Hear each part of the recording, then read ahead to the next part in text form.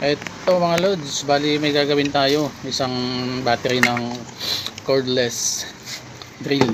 Ayan, ito yung bago na pamalit, at ito yung kanyang battery.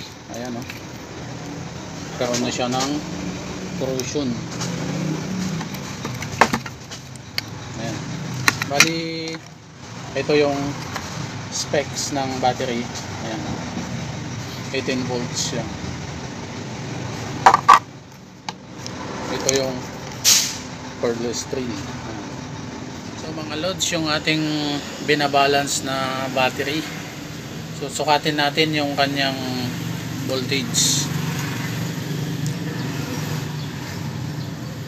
Ayan o, nasa 1.2 volts.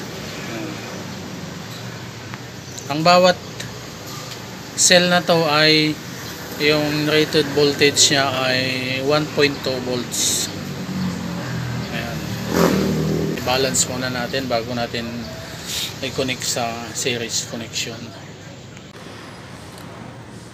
So ito na mga loads, bali kinalas ko na yung pagkaka-connection niya, at ito yung 5 na nagsama-sama. Subukan natin, testingin, tignan natin kung ilang volts yung bawat isa.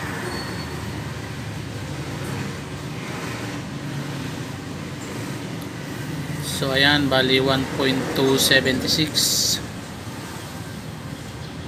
Pangalawa 1.276 din. Ayan o, pangatlo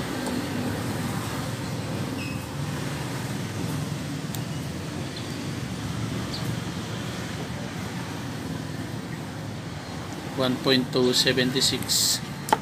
So pare-pareho yung mga charging niya.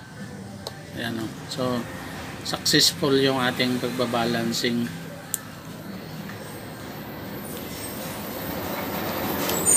Ito pa yung 5, hindi ko pa kinalas. Ayan, subukan na pa natin.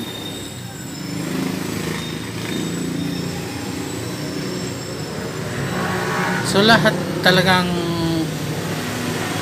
1.276. Ayan, balance na balance. So ayan o. So hindi na natin tapusin lahat kasi pare-pareho naman yan lahat. Ngayon pwede na nating i-connecta sa series gaya nito. Gayahin natin yan, yung connection yan. So gagawin ko muna mga lods.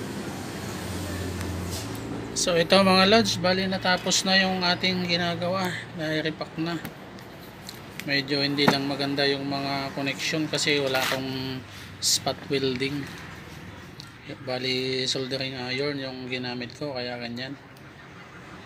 So sukatin natin yung total output.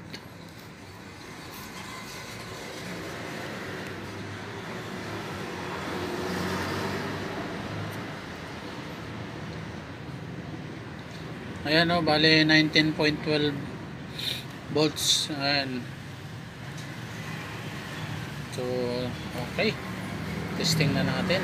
Kunin ko lang yung drill na paggagamitan nito.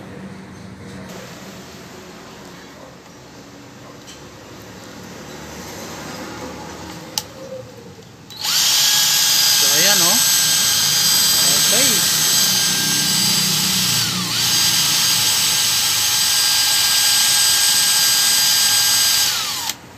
Ayos.